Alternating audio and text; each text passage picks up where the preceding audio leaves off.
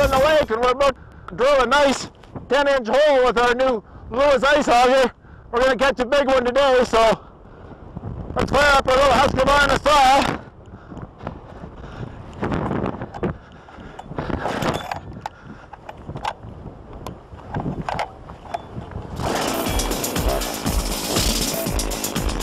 Okay, here we go.